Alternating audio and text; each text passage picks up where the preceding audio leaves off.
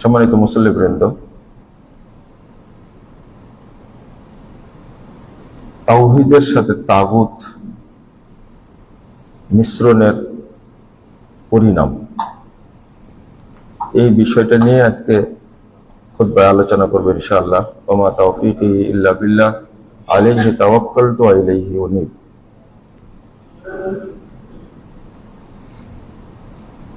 জুমার দিন সাভারে আজকে 12টায় খুতবা শুরু হলো, আলহামদুলিল্লাহ। আমি আশা করব যে আপনারা জোহরের সালাতটা টাইম মতো আদায় করার চেষ্টা করবেন। জোহরের টাইম আজকে হয়েছে 11:45।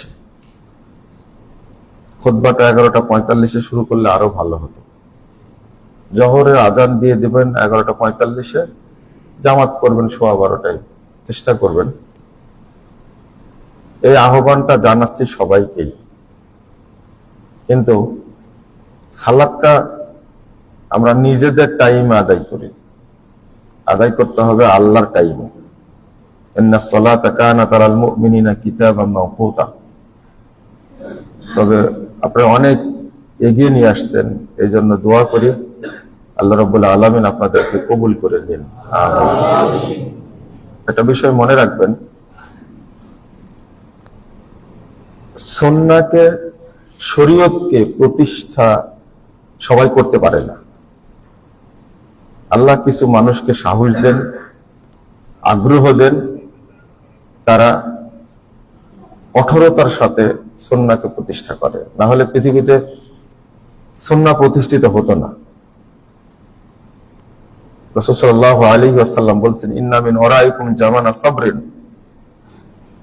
সাহাবীরা, তোমরা শুনে রাখো, তোমাদের পরপরই এমন একটা যুগ আসবে, সেই যুগে সুন্নাতের উপরে কেউ টিকে থাকতে পারবে না, খুব ধৈর্য লাগবে। জামানা সাবরিন, খুব ধৈর্য লাগবে, ধৈর্য ছাড়া সুন্নাত মানতে পারবে না।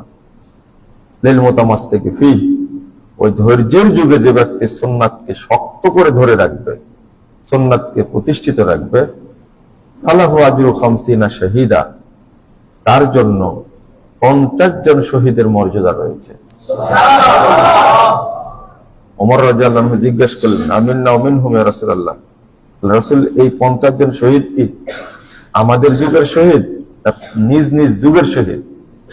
তখন আল্লাহ রাসূল বলেছেন, লা বাল মিনকুম, আরে না না, তোমাদের যুগে বদর, উহুদ, খন্দকে শহীদ হওয়া 50 জন শহীদের মর্যাদা পাবে। মানে একটা সুন্নাতকে হত্যা করা মানে সাহাবীদের যুগে 50 জন সাহাবীকে শহীদ করে দেওয়া। অন্য একজন একটা সুন্নাতকে প্রতিষ্ঠিত রাখা এবং সুন্নাতের উপরে ধৈর্য ধারণ করা, মানে তার জন্য 50 জন শহীদের মর্যাদা দেওয়া হলো। এটা খুব কঠিন জিনিস। শেখ আলবানী রাহিমাহুল্লাহ বলছেন এই হাদিসটা উল্লেখ করে, যে এই মর্যাদার কারণ হলো সাহাবায়ে কেরাম সুন্নাত মানতেন রাসূলকে দেখে, জিবরীলকে দেখে, ওহী নাজিল হওয়া দেখতেন, মুজিজা দেখতেন, কিন্তু একই সুন্নাত ওইভাবেই মানছে, কিন্তু তারা নবীকেও দেখে না, সাহাবীকেও দেখে না, জিবরীলকেও দেখে না, শুধু ঈমানের উপরে ভিত্তি করে তারা সুন্নাত পালন করছে। এই জন্য তাদেরকে এই মর্যাদা দান করা হবে। আপনারা সাহস নিয়ে সুন্নাহ প্রতিষ্ঠা করবেন, এটা নিয়ম। উপমহাদেশে কখনো জোরে আমিন বলা হতো না। কিছু আলেম সাহস নিয়ে সালাতে জোরে আমিন বলা শুরু করলেন। এই উপমহাদেশের কেন্দ্রীয় মসজিদ দিল্লির জামে মসজিদে কেউ জোরে আমিন বলার সাহস পায়নি, কিন্তু শাহ ইসমাইল শহীদ রাহিমাহুল্লাহ মাত্র 13 বছরের বাচ্চা, বুলুগুল মারাম চাচার কাছে পড়েছেন, দিল্লির শাহী মসজিদে গিয়ে মাগরিবের সালাতে জোরে আমিন বলে দিয়েছেন। সাহস দেখেন। ধরে নিয়ে শাহুলিল্লাহ মুহাদ্দিস দিলেন, দাদার কাছে নিয়ে গেছেন অনেকগুলো, বিদাতি মোল্লা নিয়ে গেছে। দেখেন আপনার নাতি আজকে মসজিদটা অপবিত্র করে দিয়েছে। কি হয়েছে? জোরে আমিন বলে দিয়েছে, যারা লা মাযহাবিরা করে। ছোট্ট বাচ্চার মুখ থেকে বের হচ্ছে যে দাদা, আমি চাচার কাছে আজকে হাদিস পড়েছি যে আল্লাহ রাসূল যখন আমিন বলতেন রফা বিসাউতাহু, আমিনের আওয়াজ জোরে হতো, আমি আমিন বলে কি অপরাধ করেছি? চিন্তা করেন, এত মুসল্লি এত বছর যাবত সালাত পড়ছে শাহী মসজিদে, কিন্তু কেউ আমিন জোরে বলেনি। এই যে সুন্নাহ শুরু হয়ে গেল আলহামদুলিল্লাহ, এখন বাংলাদেশের অধিকাংশ মসজিদে সালাত পড়বেন, মাগরিব এশা ফজর দেখবেন না আমিনের আওয়াজে মসজিদটা ভেজে উঠে। আলহামদুলিল্লাহ, এই সুন্নাতের নাকি সব কিন্তু পাবেন উনি। গরু কুরবানির সুন্নাত ছিল না, সাহসী মানুষ আব্দুল ওহাব মুলতানি রাহিমাহুল্লাহ, তিনি গরু জবাই করে দিলেন, রাজ্যসভা বিচার চলে গেল, এখন তাকে গ্রেফতার করা হবে। বিচার করতে গিয়ে রাজ্যসভার প্রধান বলছেন যে ইচ্ছা ছিল যে আমাদের গো মাতাকে যেন এই ভূমিতে, পবিত্র ভূমিতে যেন হত্যা করা না হয়, যেহেতু করেই ফেলেছে এটা আর নিষেধ করার দরকার নেই। তার মধ্যে কল্যাণ থাকে। দেখেন এই যে গরু কুরবানির সুন্নাত চালু হয়ে গেল, আজও চলছে আলহামদুলিল্লাহ। সাহস তো একজন লাগবে। আশা করি আপনারা বুঝতে পেরেছেন যে আপনারা সুন্নাতের উপরে অটল থাকবেন। জান্নাতে যাওয়ার জন্য আল্লাহর কাছে এটা একটা বড় দলিল যে আমি সুন্নাতের উপর অটল। আল্লাহ যেন আমাদের তৌফিক দান করেন, আমিন। আসর পড়তে পারেন ঠিক টাইমে, ফজর পড়তে পারেন ঠিক টাইমে, যেটা খুব কঠিন। জহর কেন পারবেন না? বেদাতীদের সাথে তাল মিলে আপনারা জহরটাকে পড়েন দেরিতে, এটা পড়বেন না। মসজিদ কমিটি, ইমাম, সেক্রেটারি, মুসল্লিবৃন্দ সবার কাছে অনুরোধ। আল্লাহ রাসূল সাল্লাল্লাহু আলাইহি ওয়াসাল্লাম বলছেন, লাউ ইয়ালামুনা মা ফিত তাহজীর লাস্তাবাকু ইলাইহি। 615 নম্বর হাদিস, সহিহ বুখারী। যদি তারা জানতো লোকেরা যে ওয়াক্ত হওয়ার সাথে সাথে সালাত পড়ে নেওয়ার মধ্যে কি বরকত, কি কল্যাণ, কি প্রতিদান আছে, সব কাজ ছেড়ে দিয়ে দৌড় দিয়ে গিয়ে সালাত আদায় করত, দৌড় দিয়ে গিয়ে। আল্লাহ বলছেন ফাস্তাবিকু বিল খায়রাত, তোমরা সালাতটা দ্রুত পড়ে নাও। ইস্তাবাকা, ইস্তাবিকু মানে দৌড়িয়ে সামনে যাওয়া, দৌড় দিয়ে যে ফার্স্ট হয় তাকে বলে মুস্তাবিক। যে যত তাড়াতাড়ি সালাত আদায় করতে পারবে ওয়াক্ত হওয়ার সাথে সাথে আল্লাহর কাছে তার তত মর্যাদা। প্রথম কথা হলো এরা বিনা হিসাবে জান্নাতে যাবে। 2 নম্বর, প্রথম যে কাতারটা জান্নাতে যাবে, প্রথম কাতার, পৃথিবীর সমস্ত মানুষের মধ্যে প্রথম যে দলটা জান্নাতে যাবে, এই দলের সাথে বিনা হিসাবে ওয়াল ওয়াক্তে জামাতকারীরা জান্নাতে যাবে। এই জন্য বলছেন লাউ ইয়ালামুনা মা ফিত তাহজীর, খুব দ্রুত সালাত পড়ে নেওয়ার মধ্যে কি বরকত আছে, যদি কি কল্যাণ আছে, কি প্রতিদান আছে, কি সম্মান, কি মর্যাদা আছে, যদি লোকেরা জানতো তাহলে সব বাদ দিয়ে আগে সালাতটা পড়ে নিত। আপনারা করে নেবেন, সালাত পড়ে নেবেন। ওয়াক্ত হওয়ার পরে 11:45 ওয়াক্ত হলো তো 11:45 থেকে নিয়ে আপনি একটাই জামাত করবেন, একটাই জামাত করবেন। মনে করেন এই 1 ঘন্টা 15 মিনিট পরে জামাত করছেন, একটা কথা মনে রাখেন, আপনি 11:45 থেকে 1টা পর্যন্ত টাইমটা নিলেন, আপনি যতই কাজ করেন না কেন কোনো কাজে বরকত হবে না, হবে না। এখন সালাত পড়া আপনার উপরে ফরজ, 1 নম্বর, সব কাজ বাতিল। আপনি কাজ করছেন, মনে করছে কাজটা পড়ে সালাতটা পড়ে বরকত হবে না, কাজ করলেন কিন্তু লাভ হবে না, ওই কাজে সফল হতে পারবেন না। বুঝতে পারলেন? মনে হয় সফল হতে পারবেন না, কোনো দিনই না, কখনো সফল হতে পারবেন না। আর একটা জিনিস এখানে বলে রাখি, যেখানে দেরিতে জামাত হয়, যেখানে দেরিতে জামাত হয়, রাসূল সাল্লাল্লাহু আলাইহি ওয়াসাল্লাম বলছে তোমার সালাত তুমি পড়ে নাও। আর ইবনে মাসউদ রাদিয়াল্লাহু আনহু বলছেন পরে যে জামাত হয় এটা জামাতই না, তুমি যে একা পড়ে নিছো এটাই জামাত। আর আপনারা প্রশ্ন করেন যে জামাতের নেকি পাবো কিনা, না ওটা জামাতই না, ওই সালাতটা ইউমিতুনাস সালাত, ইউখিরুনাস সালাত মানে ওই সালাতটা মরা সালাত। রাসূলুল্লাহ বলেছেন ইদা উকিমাতিস সালাহ ওয়া আনতা ফিল মাসজিদ ফাসাল্লি মাআহুম ওয়াজআলহা সুহবাহ। যদি তুমি মসজিদে থাকা অবস্থায় ইকামত হয়ে যায় তাহলে তাদের সাথে পড়ো, তবে এটা নফল। তুমি আগে যেটা পড়ে নিয়েছো ওটা কি ফরজ, ওটা হলো আসল। নফল সালাতে বেশি নেকি হবে না ফরজে বেশি নেকি হবে? মৃত সালাতে বেশি নেকি হবে না জীবিত সালাতে বেশি নেকি হবে? আল্লাহ রাসূল বলেন ইউমিতুনাস সালাত, তারা সালাতকে মেরে ফেলে দিয়েছে। তো মরা সালাতের নেকি বেশি হয় কখনো? এইজন্য ইবনে মাসউদ রাদিয়াল্লাহু আনহু বলছেন যে আল জামাতু মা ওয়াফাল হাক্কা ওয়া ইনফাদাহা, তুমি আউয়াল ওয়াক্তে পড়ে নিচ্ছ এটাই জামাত, আর ওরা যে সবাই মিলে পড়ছে ওটা জামাত না, ওটা মৃত সালাত। এবার দলিল পেয়েছেন আপনারা? ওয়াক্ত হলে সালাত পড়ে নেবেন, জামাতের নেকি আপনি পেয়ে যাবেন ইনশাআল্লাহ। এটা হলো তাজা সালাত, এটা কি ফরজ, এটা হলো অরিজিনাল আসল। যেটা পরে পড়বে জামাতের সাথে ওটা কি সালাত?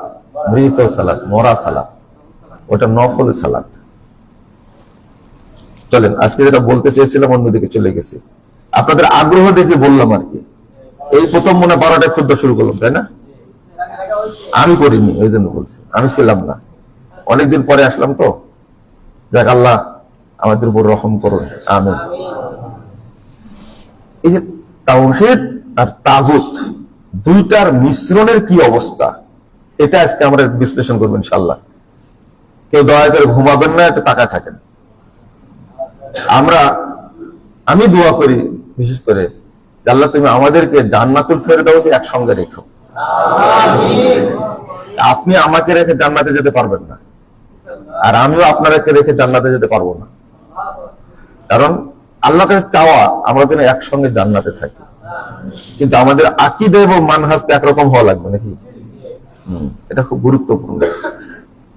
এটা আপনি আমলের ক্ষেত্রে একটু ঘাটতি আছে, কিন্তু আকীদার ক্ষেত্রে কোনো ঘাটতি থাকা যাবে না।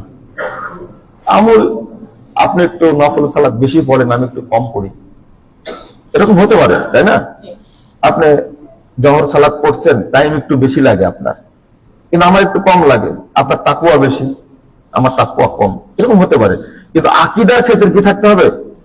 সমানে সমান, একবারে আকীদার কোনো ঘাটতি থাকা যাবে না।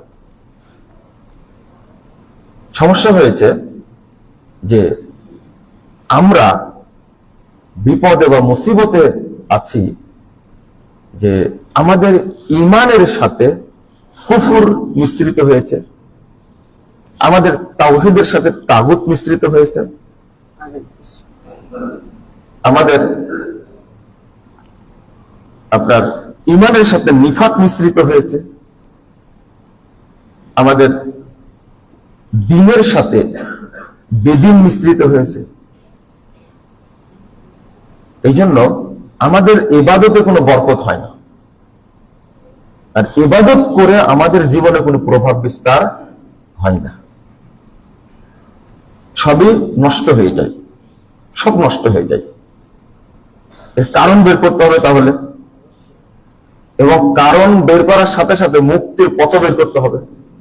তাই তো এতদিন যাবৎ বক্তব্য শুনতে, চেঞ্জ নাই কেন? চেঞ্জ তো হবে। মানে একদিকে আপনি পানি মেশিন দ্বারা শেষে ফেলছেন, আর ওই দিকে ড্রেনটা কি করা আছে? কেটে দেওয়া আছে। কিয়ামত পর্যন্ত মেশিন চালু রাখলে পানি শেষ হবে? হবে না। আমাদের অবস্থা সেম এইরকমই। আমরা চেষ্টা করছি যে কিভাবে ঈমানটা শক্ত করা যায়, নেকির পাল্লা ভারী করা যায়, কিন্তু ওই পর্যন্ত যাইনি আমরা। এর কারণ, 1 নম্বর কারণ হলো যে এই যে মিশ্রণ, 1 নম্বর কারণ হলো মিশ্রণ।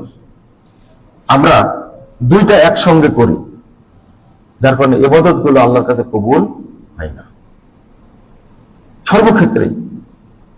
কিন্তু আল্লাহ কত বার নিষেধ করেছেন। আল্লাহ বলছেন ওয়ালা তালবিসুল হাক্কা বিল বাতিল, তোমরা হককে বাতিলের সাথে মিশ্রিত করো না। 1 নম্বর 42 নম্বর আয়াত। সূরা বাকারা, ওয়ালা তালবিসুল হাক্কা বিল বাতিল, হককে দিয়ে বাতিলের সাথে মিশ্রিত করো না। আল্লাহ রাব্বুল আলামিন হক, আর যা আছে বাকি সব কি বাতিল। আল্লাহ বলেছেন ফামাদা বাদাল হাক্কি ইল্লা দালাল, হকের পরে ভ্রষ্টতা ছাড়া, বাতিল ছাড়া কি আছে? আমি যখন হকটাকে মেনে নিয়েছি, তখন হকের উপরেই প্রতিষ্ঠিত থাকতে হবে, বাতিলের সাথে কোনো আপোষ চলবে না। আল্লাহ বলছেন ওমান ইয়াদউ মা'আল্লাহি ইলাহান আখার লা বুরহানা লাহু বিহি ফাইন্নামা হিসাবুহু ইনদা রাব্বিহি ইন্নাহু লা ইফলিহুল কাফিরুন। যে ব্যক্তি আল্লাহর সাথে অন্য আরেকজন এলাকে অ্যাড করবে, সম্পৃক্ত করবে, মিশ্রিত করবে, তার কোনো দলিল নাই, থাকবে না, তার হিসাব আল্লাহ নিবেন। হিসাব নিয়ে কি সফল হবে সে? আল্লাহ বলছেন ইন্নাহু লা ইফলিহুল কাফিরুন, তারা সফল হবে না, এই কাফেররা সফল হবে না। আল্লাহ রাব্বুল আলামিন এখানে সরাসরি কাফেরের কথা বললেন, কাফেররা সফল হবে না, মানে আল্লাহর সাথে আরেকজনকে আপনি অ্যাড করবেন, ইসলামের সাথে কোন বেদিন, কোন মতবাদকে অ্যাড করবেন, তাহলে দ্বীনের সাথে বেদিনকে অ্যাড করা হারাম। তখন আর আপনি ইসলামের গণ্ডির মধ্যে থাকলেন না। এক, আপনি ইসলামটাকে বিকৃত করলেন, মিশ্রিত করে ইসলামের মর্যাদা নষ্ট করলেন, আর আপনি নিজে কাফের হয়ে গেলেন। দুইটা কাজ করলেন, একটা আপনি আপোষ করার কারণে নিজে কাফের হয়ে গেলেন, আর দুই নম্বরটা হলো ইসলামকে বিকৃত করলেন। কারণ পবিত্র আর অপবিত্র এক জায়গায় করা যাবে না। হক ইসলাম, বাকি সব বাতিল। আজকে এই ইসলামটাকে বিতর্কিত করার জন্য ইহুদি খ্রিস্টানরা অনেক কিছুই করছে। তার মধ্যে একটা হলো যে ইসলাম এবং গণতন্ত্র দুইটাকে তারা মিক্সার করতে চায়। ইসলাম সমাজতন্ত্র দুইটাকে মিক্সার করতে চায়। ইসলাম এবং জাতীয়তাবাদ দুইটাকে মিক্সার করতে চায়। ইসলাম ধর্মনিরপেক্ষতাবাদ দুইটাকে মিক্সার করতে চায়। ইসলাম এবং পুঁজিবাদ দুইটাকে মিক্সার করতে চায়। অথচ এটা কত বড় হারাম। অথচ ইসলাম আল্লাহ প্রদত্ত, জাতীয়তাবাদ মানুষের আল্লাহদ্রোহী যারা, তাদের মস্তিষ্ক থেকে বের হয়েছে ইসলামকে ধ্বংস করার জন্য। ধর্মনিরপেক্ষতাবাদ এটা কুফরি মতবাদ, এটার জন্মই হয়েছে ইসলামকে কি করার জন্য? ডাউন করার জন্য, ইসলামকে উৎখাত করার জন্য।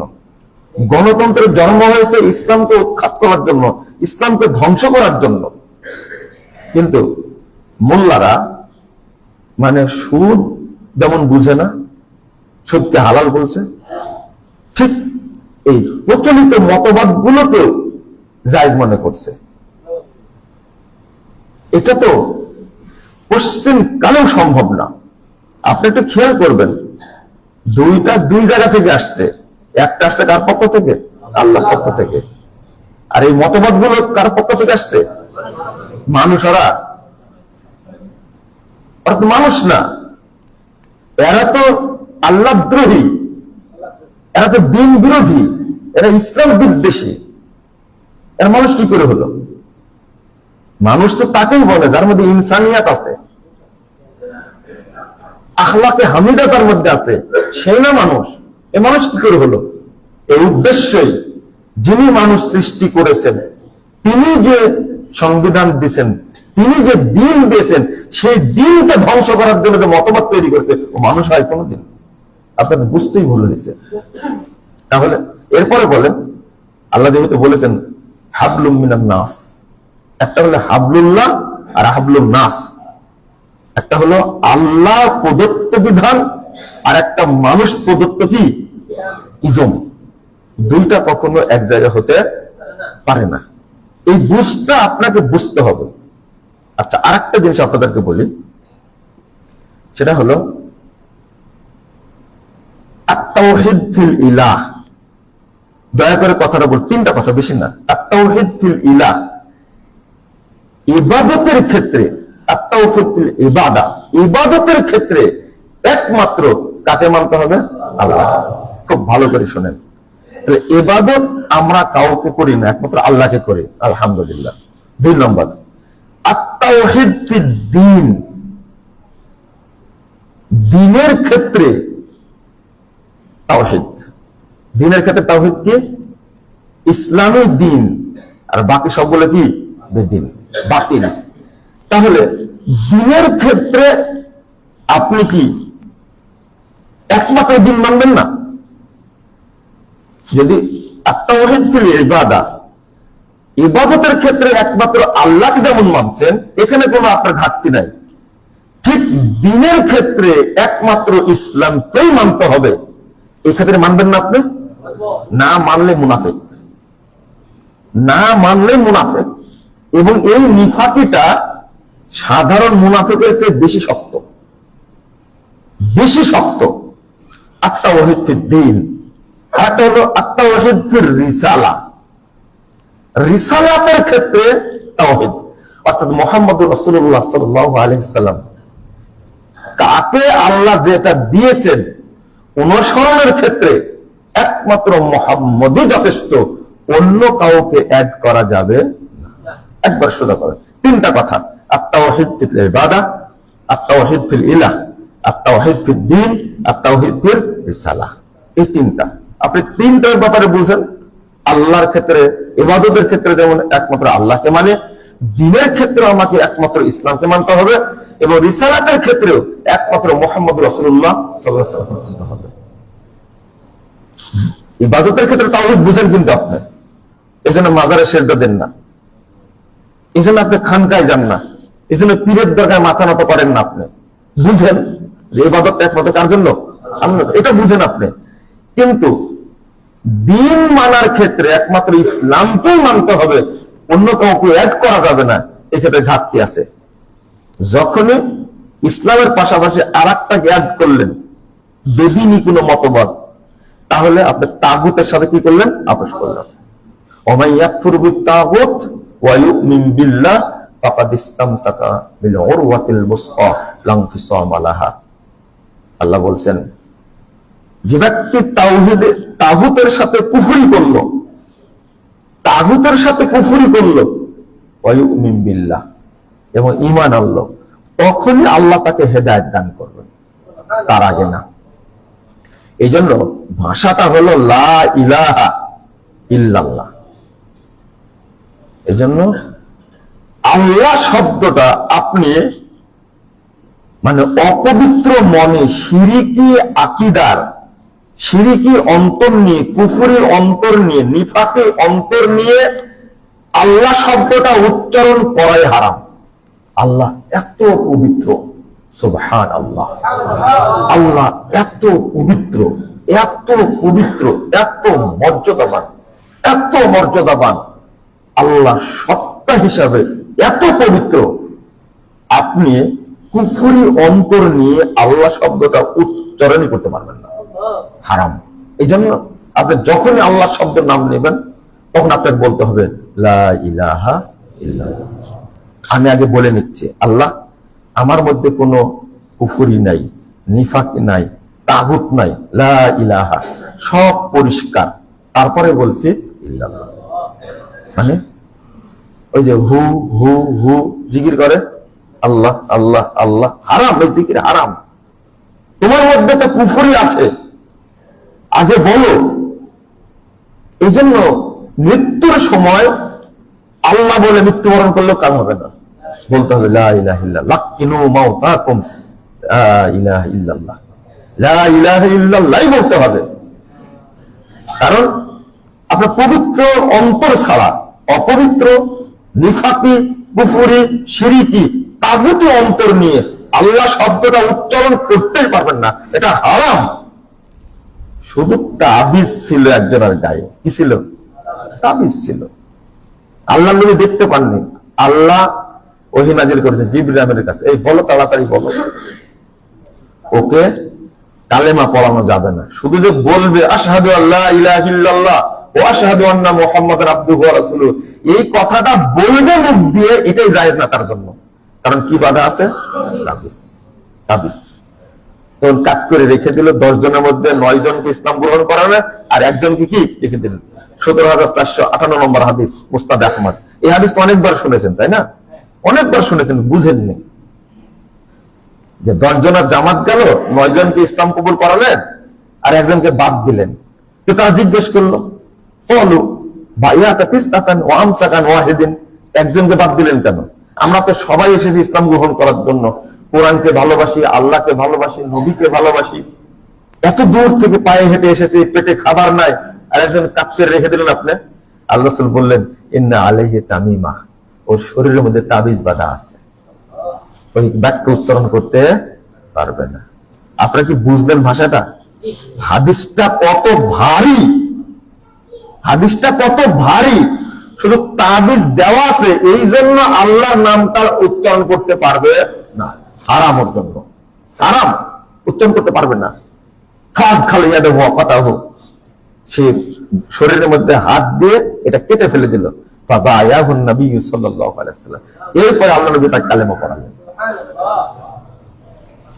এই জন্য বললাম আল্লাহ অতি পবিত্র, অতীব পবিত্র, মানে এটা তুলনা করা যাবে না। একটু মিশ্রণ হলে সাথে সাথে কি শেষ। ঠিক অনুরূপ ভাবে ঈমানও এইরকম খুব মর্যাদাবান, ঈমান খুব লজ্জাশীল। ঈমানের অনেক লজ্জা, অনেক দাম, অনেক মর্যাদা। একটু নিফাকে টাচ করলে ঈমান সাথে সাথে চলে যাবে, থাকবে না।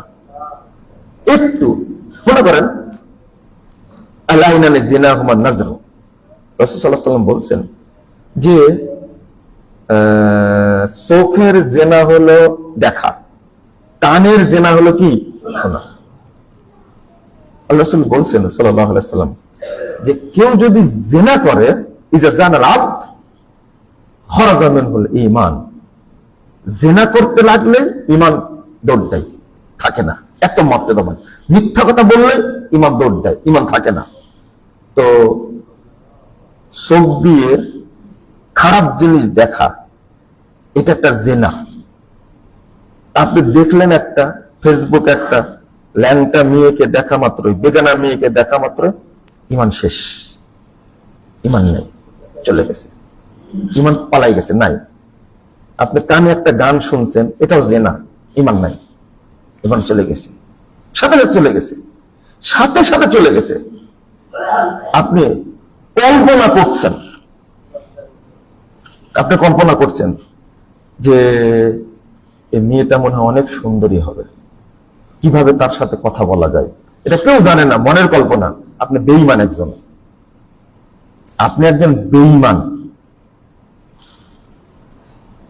আপনি মুখ দিয়ে উচ্চারণ করছেন, একজনের সাথে কথা বলছেন, আপনি মেয়ে মানুষ, আপনার ঈমান আছে মনে করছেন, এক পুরুষের সাথে আপনার সম্পর্ক আছে, পরকীয়া, আপনি কথা বলেন পুরুষের সাথে, আপনি বেঈমান একজন।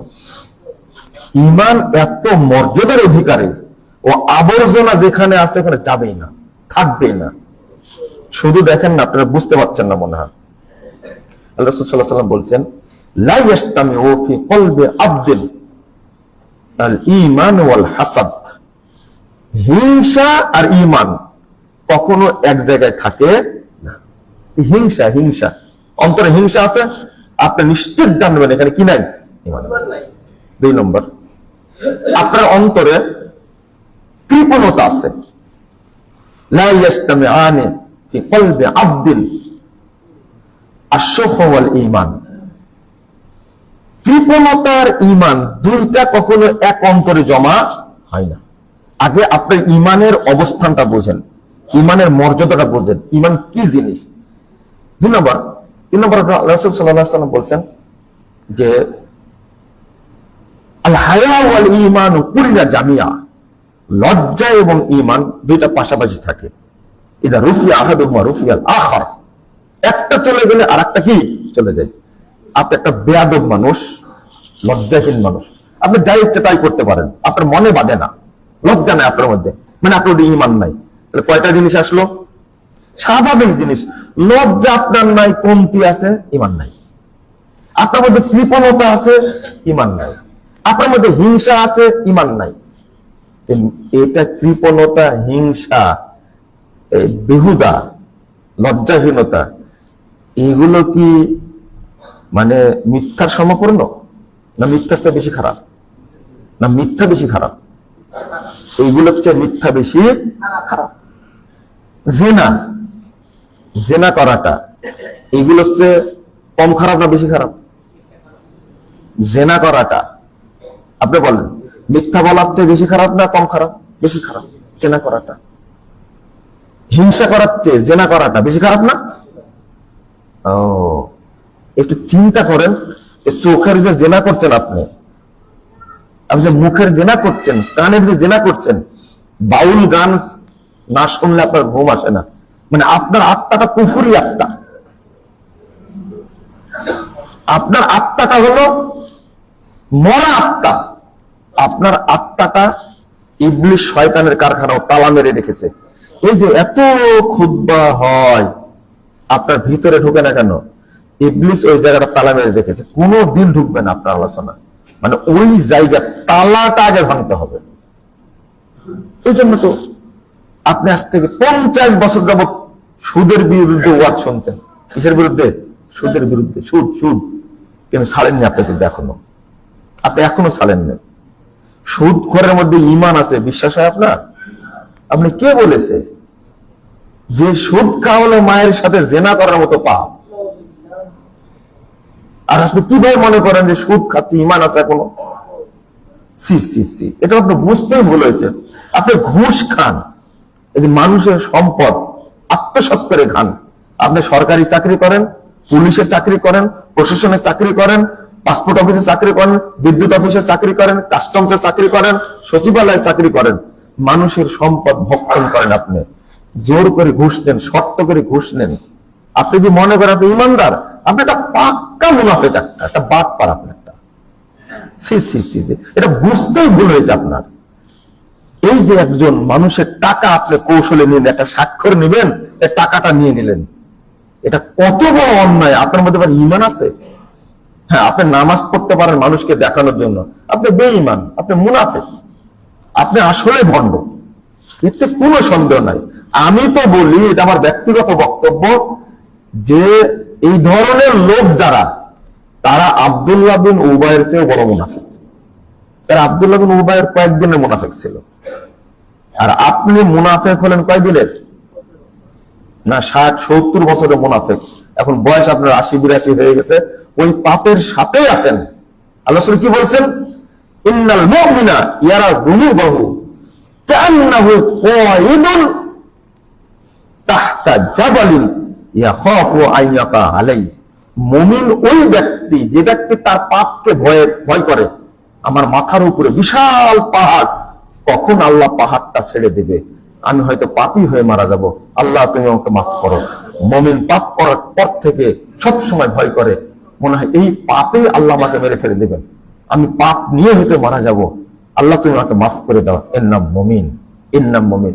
ওয়াইনাল ফাজির, আর মুনাফিককে ইয়ারা যুনুবাহু কাযুবাবিল মাররা লানফিহি। আর মুনাফিক ওই ব্যক্তি যে পাপকে তোলাই কেয়ার করে, কিছু মনেই করে না। দূর, আল্লাহ রাসূল বলছেন, দূর, নাকের কাছ দিয়ে যদি একটা মাছি যায়, এরকম করেন না আপনারা? আল্লাহ রাসূল এইভাবে বলছেন, এইভাবে তাড়া দেয়। যেমন মুনাফিক তার পাপকে এরকম হালকা মনে করে, কিছুই মনে করে না। 60 বছর যাবত সুদ খাচ্ছে, ও পাপকে কিছু মনে করে? 60 বছর যাবত মদ, গাঁজা, সোয়ানি, ফেন্সিডিল হারাম খাচ্ছে, ও পাপকে কিছু মনে করে? আপনি এখনো বুঝেন কি করে মধ্যে ঈমান আছে? ও তো বেঈমান।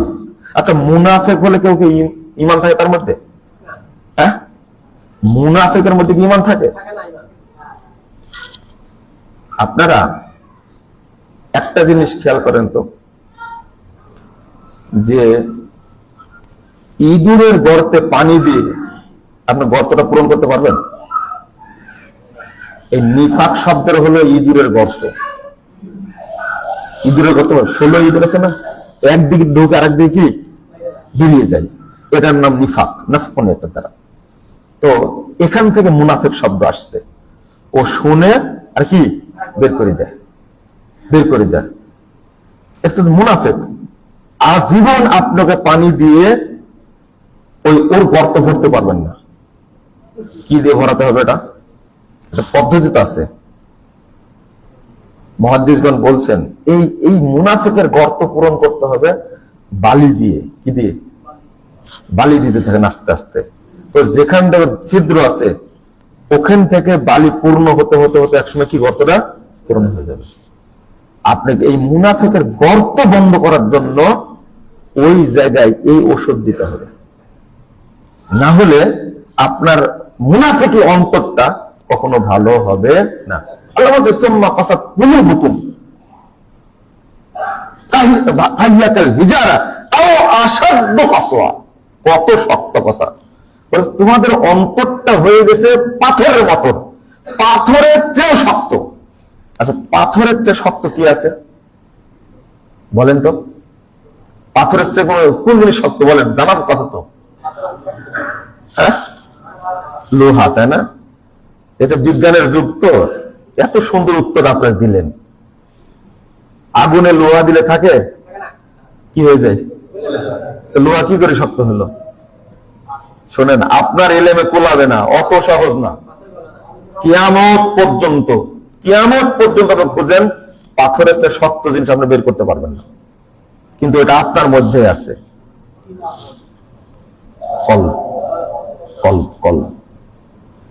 আল্লাহ বলছেন কিন্তু পাথরও আল্লাহর ভয়ে কেঁদে তার আত্মা ফেটে ঝর্ণা বের হয়। কিন্তু তোমার অন্তরটা এত খারাপ, তোমার অন্তর থেকে এক ফোঁটা পানি বের হয় না। একটা জিনিসই পাথরের চেয়ে বেশি শক্ত, সেটা হলো আপনার ভিতরের অন্তরটা। পৃথিবীতে কোনো জিনিস নাই, পাথর 1000 বছর পুরান ওইভাবে থাকবে, কিছু হবে না পাথরে। কিন্তু লোহাকে থাকবে? লোহা গলে শেষ হয়ে যাবে। আল্লাহ এমনি বলেন উদাহরণ, সুম্মা কাসাত কুলুবুকুম কাহিয়াকাল হিজারা আও আশাদ্দু কাসওয়া। এবং তার চেয়েও তোমার অন্তর কি কঠিন। কেন কঠিন হয়েছে? নিফাকিতে, কুফুরিতে, শিরিকে, তাগুতে অন্তরটা এত কঠিন হয়েছে, এই জন্য অন্তরে কোনো আমল ধরে না, ভিতরে ঢুকে না। তালা ভাঙতে হবে এটা। আল্লাহ রাব্বুল আলামিন এই যে বললেন একটা ঈমান যে থাকে না, নাই যে ঈমান আমাদের মধ্যে, আর একটা প্রমাণ নেন। আল্লাহ রাসূল বলতেন আল হায়া ওয়াল ইলমু শুবাতুম মিনাল ঈমান। লজ্জা এবং ঈমানটা অল্প ভাষা, যে অল্প কথা বলে, এটা ঈমানের লক্ষণ। ওয়াল বাযাহু ওয়াল বায়ানু শুবাতুম মিন নিফাক। আর মুখ দিয়ে অশ্রাব্য ভাষা বের হয়, এই হলো মুনাফিক। যে সবসময় বকবক করে সে কি? মুনাফিক। কথাবার্তা বলতে ভাই আমি একটু কথা বেশি বলি, কত গর্ব করে বলছি, কিন্তু ও যে মুনাফিক নিজে জানে না। বুঝলেন কথা? কথা বেশি বলা আবার অনেকের ভালো অভ্যাস মনে করে। আমি একটু কথা বেশি বলি, কিছু মনে করেন না। তোমার মধ্যে মুনাফিক স্বভাব থাকলো কেন? আমি কিছু মনে করবো না কেন? আপনি ঢাকা থেকে চিটাগাং যান, যদি আপনার সাথে একজন রিটায়ার্ড পার্সন হারামখোর বসে, আপনার রেস্ট, ঘুম মনে হবে আপনার যে আমি 6 বছর যাবত জার্নি করছি। 6 ঘন্টা মনে হবে, 6 বছর। আস্তে কথা বলেন, আস্তে কথা বলেন। 6 বছর যাবত জার্নি করছেন, আপনি মনে করবেন না। কথা কি বুঝতে পারলেন? কারণ ও মুখটা এক সময় বন্ধ রাখবে না। অথচ 1500 বছর আগে রাসূল সাল্লাল্লাহু আলাইহি ওয়াসাল্লাম বলে গেছেন আল বায়ানু শুবাতুম মিনান নিফাক। বক বক করে যে এ হলো মুনাফিক, এ হলো মুনাফিক। বেশি কথা বলবেন না, অল্প কথা বলবেন।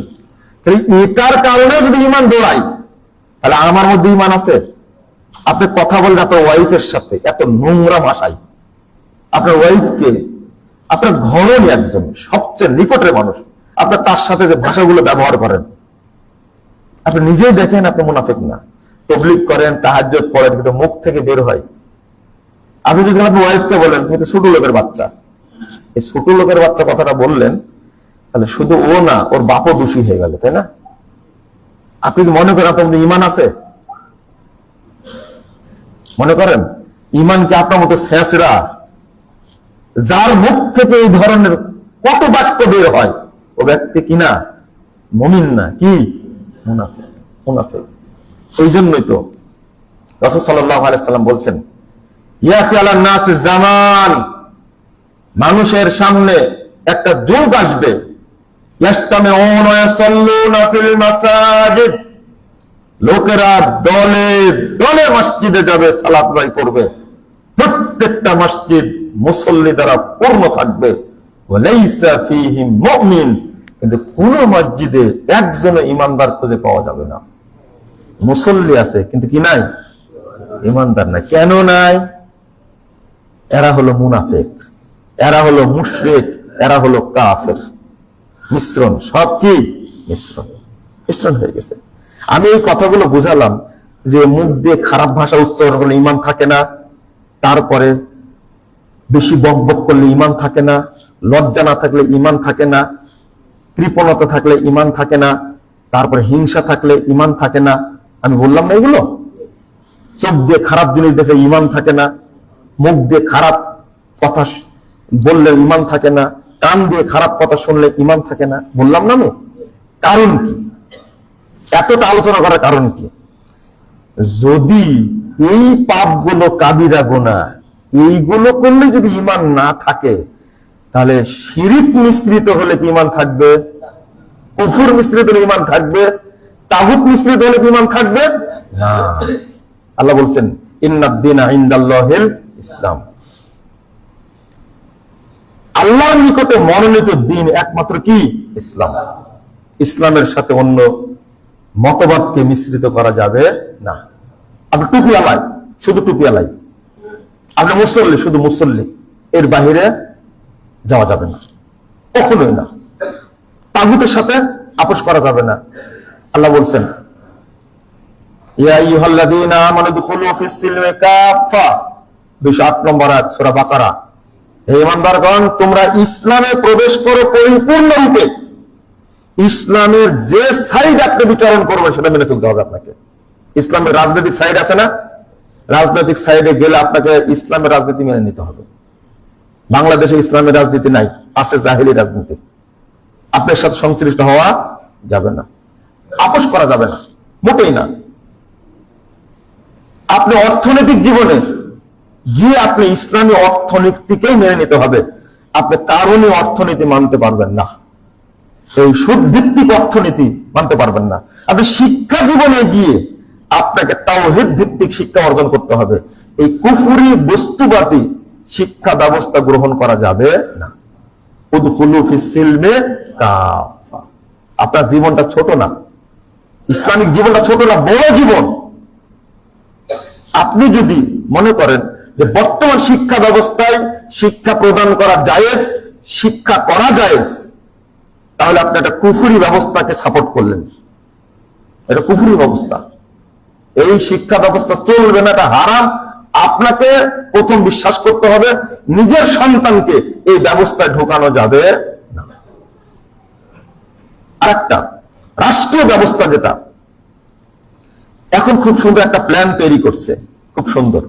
আমি তো বললাম, হাদিসটা অনুবাদ করলাম যে সব মসজিদে মুসল্লি দ্বারা পূর্ণ, কিন্তু একজনে কি নাই?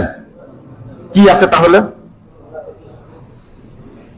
মুশরিক আছে, কাফের আছে, আর কি আছে? মুনাফিক আছে। এরা মুনাফিক, মুশরিক। আল্লাহ বলছেন, ওমা ইউমিনু বিল্লাহ ওমা ইউমিনু আকসারুহুম বিল্লাহ ইল্লা ওয়া হুম মুশরিকুন। 106 নম্বর আয়াত সূরা ইউসুফ।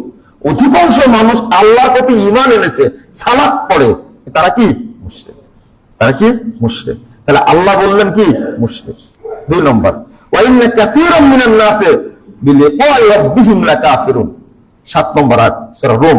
আল্লাহ বলেছেন, অধিকাংশ মানুষ আল্লাহর সঙ্গে সাক্ষাৎ করবে কাফের হয়ে। তাহলে কাফের। আরেকটা আয়াত বলেছে এর আগে, ভুলে গেছেন, ইন্নাহু লা ইফলিহুল কাফিরুন। যারা আল্লাহর সাথে, দ্বীনের সাথে আরেকটা অ্যাড করবে, তারা কি? কাফের। তো এই দুইটা মিলে যখন আপনি একটা সুন্দর ব্যবস্থা করতে চাচ্ছেন, এবং তত্ত্বাবধায়ক সরকার অনেকগুলো কমিশন গঠন করেছে, উদ্দেশ্যটা কি? একটা সংবিধান কমিশন গঠন করে নতুন করে সংবিধান করার জন্য। এখন মনে করেন এই যে আহলে হাদিসদের মানহাজ এবং নীতি সবকিছু সাপোর্ট করতে পারে না। এবার দেখেন এই যে দুইটা মিলে তার একটা সমন্বয় করে দুটাই থাকবে, পুঁজিবাদও থাকবে। তোর বাংলাদেশ সংবিধান আছে, আমরা কিন্তু আগে বলেছি এই সংবিধান চলবে না, বাতিল, এটা বাতিল করেন। তখন পুলিশরা আমাদেরকে কি করেছে, ডেকে নিয়ে বলেছে সংবিধানের বিরুদ্ধে কথা বলেন, আপনি জানেন না স্বীকৃতি সংবিধান। আমরা তো বিকৃত সংবিধান, স্বীকৃতি কি করে হলো? এটা আমি মুসলিম, আমি আল্লাহর বান্দা, আল্লাহ সৃষ্টি, আল্লাহ যেটা সংবিধান দিয়েছেন সেটা দ্বারা আমি পরিচালিত হব, আমি এটা বলেছি। অর্থাৎ পৃথিবীর কোন সংবিধান চলবে না। কোরআনের কাছে যদি তাওরাত বাতিল হয়ে যায়, কোরআন আসার কারণে জাবুর বাতিল হয়ে যায়, কোরআন আসার কারণে যদি ইনজিল বাতিল হয়ে যায়, এইগুলো সব আল্লাহ প্রদত্ত, তাই বাতিল হয়ে গেছে। আর মানুষের তৈরি করা এগুলোকে জায়েজ হবে? কত বাতিল এগুলো, এটা অত পাস, কত বাতিল এগুলো। কিন্তু এখন বলেছে এই ফ্যাসিস্টদের তৈরি সংবিধান বাতিল বলছেন। এখন আপনারা সবাই একমত, তাই না? আপনি পরিবেশ আসছে তাই বলছেন বাতিল, আর আমি পরিবেশ আসার আগে থেকে বলছি বাতিল। আমরা আগে থেকে বলছি সংবিধান বাতিল, চলবে না। কোরআন সুন্নাহ বিরোধী যত আইন আছে সবগুলো কি তাগুত, সবগুলো বাতিল। আমি যারা পরিচালনা করে তাদের সাথে একমত না, তাদের সাথেও না, সহযোগী না, যা দ্বারা পরিচালিত হচ্ছে সেটাকে আমি বাতিল মনে করি। একবার সোজা কথা। এখন করছেন কি, নুমিনু বিবাদিন ওয়া নাকফুরু বিবাদ, কিছু এখান থেকে নিব আর কিছু কি বাদ দিব, দুইটা মিলে আল্লাহ বলছে ইয়াকুলুনা নুমিনু বিবাদিন ওয়া নাকফুরু বিবাদ ওয়া ইউরিদুনা আন ইয়াত্তাখিযু বাইনা যালিকা সাবিলা। এই দুইটা মিলে একটা সুন্দর পন্থা তৈরি করব, তাই না? আপনারা যেটাই চাচ্ছেন। আল্লাহ কি বলছেন, উলাইকা হুমুল কাফিরুনা হাক্কা, এরাই হলো অরিজিনাল কাফের। ওই যারা বিধর্মী তারা অরিজিনাল কাফের না। এরা চিন্তা করে বের করছে, দিনের কিছু নিয়ে কিছু বাদ দিয়ে একটা কি সুন্দর ব্যবস্থাপনা তৈরি করছে। এই জন্য আল্লাহ বলছে এরাই অরিজিনাল কাফের। এই দুটা মিশ্রণ করে একটা সুন্দর পথ তৈরি করছেন। অরিজিনাল কাফের এরা, এরাই নির্ভেজাল কাফের, ফ্রেশ কাফের এরা। এটা আল্লাহ কেন বললেন তাহলে? কোন সুযোগ নাই। গণ অভ্যুত্থান হলো, নতুন বাংলাদেশ আপনারা পেলেন, কিন্তু শপথ করলেন কোথায়? প্রথম দিন মুনাফিকি করেছেন, ছাত্র জনতার সাথে প্রথম দিন মুনাফিকি করেছেন। মুনাফিকরা হারামি এটা একটা। কেন করলেন আপনি শপথ? মাঠে এসে জনতার সামনে শপথ করবেন আমরা দেশ চালাবো, কিন্তু ওই সংবিধানের আওতায়, ওই রাষ্ট্রপতির আওতায় আপনারা শপথ করলেন কেন? 2000 বাচ্চাকে গুলি করে মেরে ফেলে দিয়েছে, রক্ত ঝরেছে এদের, 50,000 আহত, বহু ছেলের চোখ নাই, 450 ছেলের চোখ হারিয়ে ফেলেছে। আপনি এদের সাথে গাদ্দারি করেছেন, মুনাফিকি করেছেন। আমরা আগে থেকে বলছি, এটাকে আপনি যে শপথ করলেন আমি সংবিধান সংরক্ষণ করতে প্রতিজ্ঞাবদ্ধ, এই যে শপথটা করলে বা ঈমান আছে না নাই? আছে। আমি যে এই জায়গায় আপোষ করতে পারবো না, সমস্যা তো এই জায়গায় আমাদের। এবার পরের দিন স্মৃতিসৌধে চলে আসলাম। কোথায় চলে আসলাম? স্মৃতিসৌধে চলে আসলাম। ঈমান আছে না গেছে?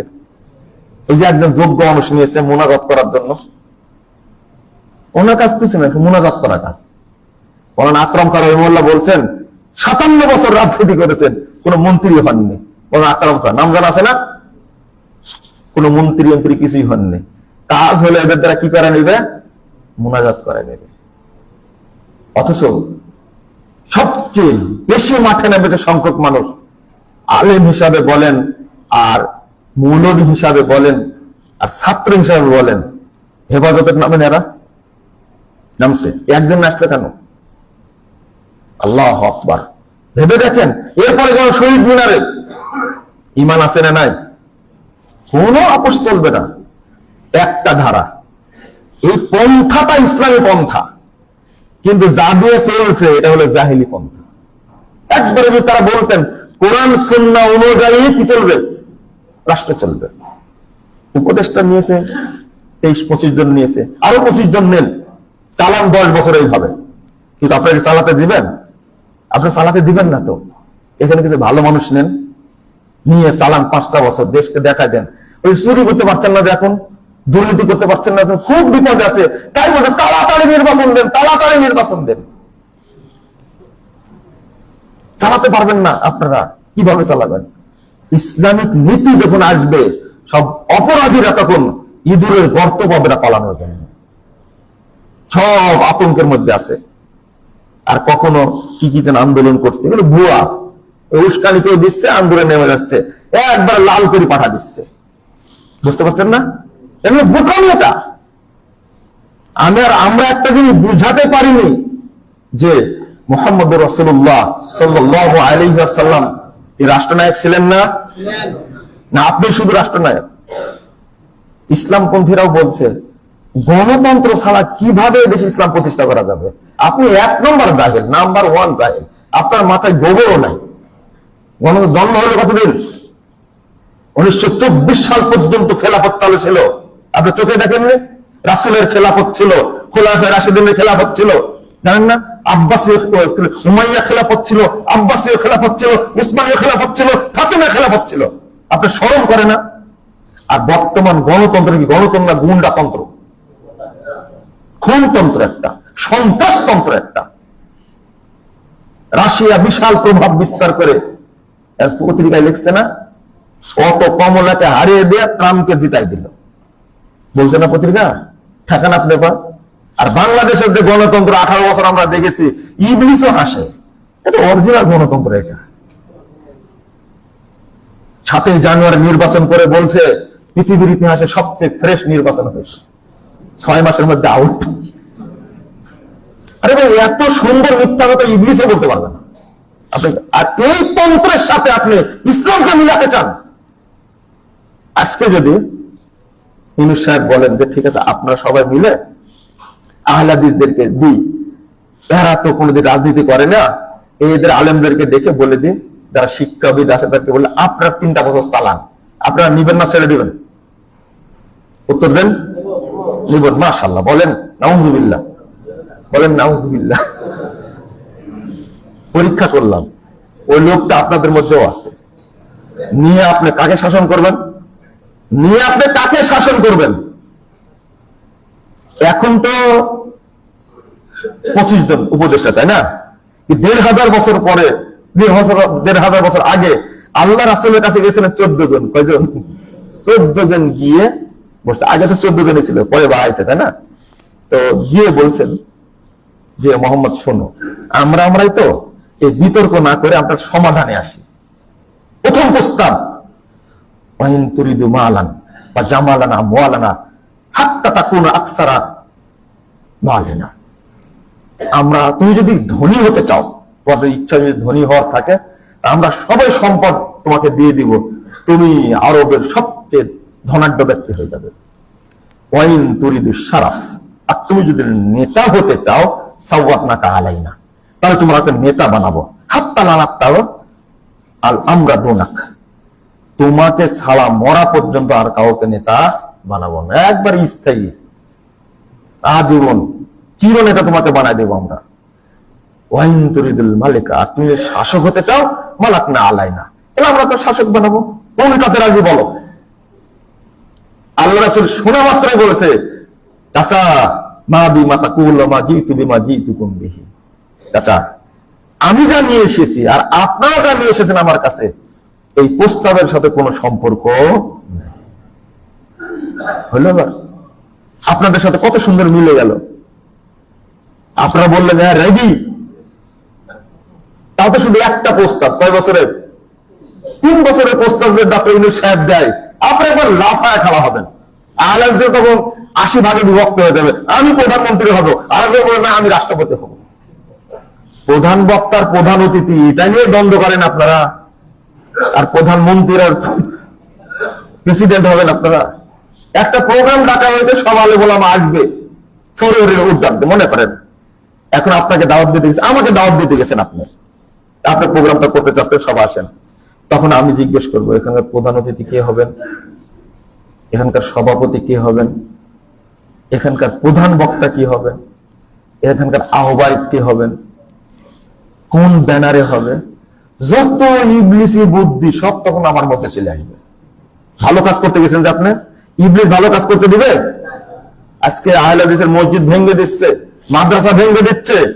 এই তত্ত্বাবধায়ক সরকারের আমলে আমরা একটা আবেদন করতে পারলাম না, এক দফা বা দুই দফা একটু বলি যে আপনার কাছে আবেদন, কোন রাজনৈতিক দল এখন নাই, আহলে হাদিস কোন মসজিদের উপর আক্রমণ যেন না হয়, শাস্তি চাই।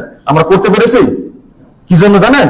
ওই যে প্রধান অতিথি কে হবে, সভাপতি কে হবে, আয়োজক কে হবে, কোন ব্যানারে হবে, এই ইবলিসি পড়ার কারণে আমরা আহলে হাদিসরা ঐক্যবদ্ধ হতে পারছি না। আর আপনারা প্রধানমন্ত্রী হবেন, রাষ্ট্রপতি হবেন, গায়ে কাপড়ও থাকবে না, ন্যাংটা করে দিবে জনগণ। আল্লাহ নবী কি বললেন? না কিছু চাই না। কিন্তু ওই মানুষটা যখন মদিনায় গেলেন, রাষ্ট্রনায়ক হলেন না? এগুলো ব্রেনের মধ্যে ঢোকান, তিনি রাষ্ট্রনায়ক হলেন না? কয় বছর পরে? এই প্রস্তাবের মাত্র 3 বছর পরে আল্লাহ রাসূল চলে গেলেন মদিনায়, কি রাষ্ট্রনায়ক হলেন না? কেন হলেন? ওখানে গিয়ে মক্কায় হতে চাইলেন না কেন? আপনি এখানে শাসন ব্যবস্থা দেয়, আর যদি স্মৃতিশোধে না যান, আপনার পায়ের নলা ফাটাই দেবে। বেটা, তোমাকে আমি দায়িত্ব দিলাম আর তুমি শহীদদের অসম্মান করলে, শহীদ মিনারে যে না যার আপনার খবর আছে, এটা স্বাধীন না? আপনি কি পরাধীন? মোহাম্মদ প্রধানমন্ত্রী হলে, রাষ্ট্রপতি হলে আবু জাহাল, কত সুন্দর না? আর ধর্ম উপদেষ্টা হবে কি? আবু লাহাব না, আবু জাহাল, আবু বকর। আর অর্থ উপদেষ্টা হবে কে? উবাই বিন খালফ। নেন এবার দারুণ একটা রাষ্ট্র ব্যবস্থা চলবে বর্তমান যুগের মতো। একবারে কেউ গ্রামীণ ব্যাংক থেকে আসছে, কেউ অমুক জায়গা থেকে, অমুক জায়গা থেকে। আপনারা মেরে লাল করে দিয়েছেন একজন লোককে, গোপনে গিয়ে মেডিকেলে ভর্তি হয়ে থেকে কালকে নিউজ বের হয়েছে, ওই লোক এসে নতুন করে আবার ডিগ্রি প্রদান হয়েছে। বুঝেননি কথা? ছাত্রদের মেরেছে, যে গুলি করছে, নিজ হাতে অস্ত্র চালাচ্ছে, ওই লোকটা ঘুরে এসে চিকিৎসা করে এসে গ্রুপিং লবিং করে দালালি করে এখন কি হয়ে গেছে? ডিগ্রি প্রদান হয়ে গেছে। চিন্তা করতে পারছেন? ও সব খবর আপনারা রাখেন না মনে হয়, তাই না? সবই রাখতে হয় খবর, সবই রাখতে হয় খবর। বন্ধুরা আমার, আমি বলবো যতদিন আপনি আপোষহীন না হবেন, ততদিন আপনি সফল হতে পারবেন না। ইসলাম একটা আপোষহীন দিন, আপোষহীন চ্যালেঞ্জ, এটা আপোষহীন হয়ে থাকতে হবে। জামাতে ইসলাম আপোষ করে নিজেদের দেহ ভেঙে দিয়েছে, নিজেদের স্ট্রাকচার কাঠামোটাকে নষ্ট করে দিয়েছে। খেয়াল করেছেন না আপনারা? আগে তো মানুষের কাছে গ্রহণযোগ্যতা ছিল না? কতটা শীত পেয়েছে, তারপর থেকে আর মানুষের সাথে সম্পর্ক নাই। একবার একজন আসলের তলে আরেকজন আরেক আসলের তলে যায়। আহলে হাদিসরা আপোষহীন থাকতে চায়। আর একদিকে এই যে একটা মানুষকে দেখেন না, এই যে আপনাদের খালেদা জিয়া, নির্বাচনে যাব না তো যাবই না, এই শক্ত থাকতে থাকতে থাকতে লোকটা এখনো বেঁচে আছে। কালকে বাংলাদেশের সর্বোচ্চ শ্রদ্ধা পেয়েছেন এই মানুষটা। এটা দিনের উদ্দেশ্যে রাজনীতি করে এরা, দিনের উদ্দেশ্যে দিন কিছু পাবে সেটা তো না। এই মানুষটা আপোষহীন থেকে থেকে এই বৃদ্ধ বয়সে এখন মারা যাবে হয়তো কয়েকদিন পরে, কিন্তু মনে হচ্ছে আপনাদের সবার সম্মান নিয়ে চলে যাবে। বিষয়টা কি এরকম না? ডক্টর ইউনূস সাহেবের ভাষণ কালকে শুনলাম, কি ভাষণ দিছে! মনে হচ্ছে বাংলাদেশের প্রধানমন্ত্রী অঘোষিত খালেদা জিয়া এখন প্রধানমন্ত্রী। বুঝেন না কথা? আমি বলছি সম্মান, এটা দুনিয়ার কথা বলছি, আমি দিনের কথা বলিনি, কিন্তু মাফ করবো না আমাকে, আমি দিনের কথা বলছি না, দুনিয়ার কথা বলছি। আপোষহীন থাকার একটা মূল্য আছে, আছে। আমি আপনাদের বলবো, কখনো ইসলামের সাথে কোনো কিছু আপোষ করবেন না, সাবধান। আকীদার সাথে কোনো আপোষ নেই, মানহাজের সাথে কোনো আপোষ নেই।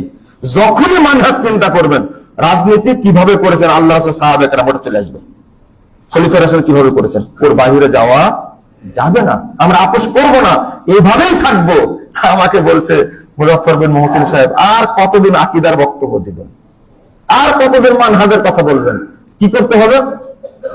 তো বলছে যে রাজনীতি কখন করবেন, মন্ত্রী কখন হবেন, রাষ্ট্রপতি কখন হবেন, আমি বললাম যে আপনারাই হন, একটু হয়ে দেখা দেন।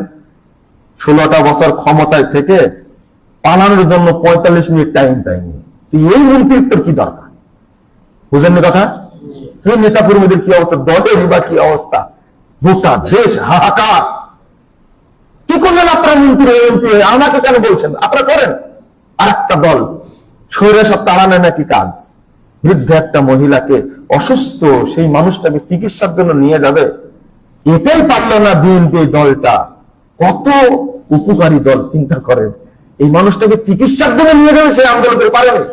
ফখরুল সাহেবের নামে 750 মামলা মাত্র। কটা? 750 মামলা। কি করলেন দল করে আপনারা? মন্ত্রী হয়ে কি করলেন? এমপি হয়ে কি করলেন? জামাত ইসলামের ভাইরা রাজনীতি করে এমন একটা পরিবেশ তৈরি করলেন, ডাগা ডাগা নেতাদের প্রকাশ্যে ফাঁসি দিয়ে দিল। দুনিয়া শেষ, আখিরাত শেষ। রাজনীতি করে কামরুজ্জামানের মতো নেতা তৈরি করেন, দেখি পারেন কিনা। সাইদি সাহেবের কাছে থেকে দেখা, 103 মাস বাইক দিয়েছিলাম। লম্বা ষাট একজন মানুষ, 80 বছরের একজন বৃদ্ধ মানুষ জেলখানার মধ্যে বন্দি করেছে, 13টি বছর পচায় মারছে। শেষে ইঞ্জেকশন পুশ করে শেষ করে দিল। কিছুই করতে পারেনি, তা আপনারা কিছু করতে পারেননি, তা আমরা কি করবো? আমরা তো কিছুই না। আমরা কি রাজনীতি বুঝি? আপনারা করেন একটু, আমরা একটু দেখি, শান্তিতে থাকতে দেন, তাহলেই হলো। আপনি মন্ত্রী হন, বুঝান এখন দেখে। হেফাজত তো বোঝান। হেফাজত মুখ খুলে ফেলেছে। হেফাজত বলছে জামাত ইসলামী কোন ইসলামী দল নয়। জানো, ওকে আগুন দেন এবার, বুঝান এবার। জামাত ইসলাম চাই মসজিদুল ইসলাম প্রতিষ্ঠা করতে। আমরা কোন নির্ণয়ের কথা বলেছি? হেফাজত বলছে এখন নেন, দুটাকে থামান। আরে জুবাইর গ্রুপ আর সাদ গ্রুপ, এই দুটাকে থামান, তাহলে হবে। আল্লাহ ভোটনের শক্তি নাই, এই দুটাকে দেশ অসল করে দিবে। আমরা কি করবো তাহলে? আমরা আমাদের পথে আছি, থাকবো আরো 9000। নূহ আলাইহিস সালাম ছিলেন 950 বছর, আমরা 9000 পর্যন্ত টার্গেট আছে আমাদের। এই পথে থাকবো। আমরা জান্নাত কিনতে চাই, ইমান থেকে হিজরত করতে চাই না। আমি দেশ থেকে হিজরত করব, ফাঁসির কাজটা ঝুলবো, কিন্তু ইমান বিক্রি করে নয়। পূজামণ্ডপে গিয়ে আমি সেজদা করবো মন্দিরকে, আমি মন্দির পাহারা দেবো, আলাদিস মসজিদ ভাঙবো, এরকম মুনাফিকি কুফরি নীতি আমার মধ্যে নাই। বাংলাদেশে করছে না এখন? এই সাভার মসজিদে দাঁড়িয়ে কয়েকটা শক্ত কথা বললাম। আপনারা দোয়া করবেন আল্লাহ যেন জাতিকে বুঝার তৌফিক দান করেন। আমি যেদিন এটা বুঝবেন, আপোষহীন থাকবেন, সেদিন মদিনার ইসলাম প্রতিষ্ঠিত হবে ইনশাআল্লাহ। এই মাজার পূজা, কবর পূজা, খানকা পূজা বাংলাদেশ একদিন থাকবে না ইনশাআল্লাহ। আবার স্বাধীন হয়ে বাংলাদেশ, যেদিন এই মূর্তি গেছে, আগামী দিনে মাজার পূজা, কবর পূজা, পীর পূজা, এই সমস্ত ধর্ম ব্যবসায় উৎখাত হবে ইনশাআল্লাহ। আগামী দিনে এই মতবাদ গুলো উৎখাত হবে, দেশে প্রকৃত ইসলাম, মদিনা ইসলাম প্রতিষ্ঠা পাবে ইনশাআল্লাহ। আল্লাহ তুমি আমাদের কবুল করো, আমিন ইয়া রাব্বাল আলামিন। বারাকাল্লাহু ফিকুম।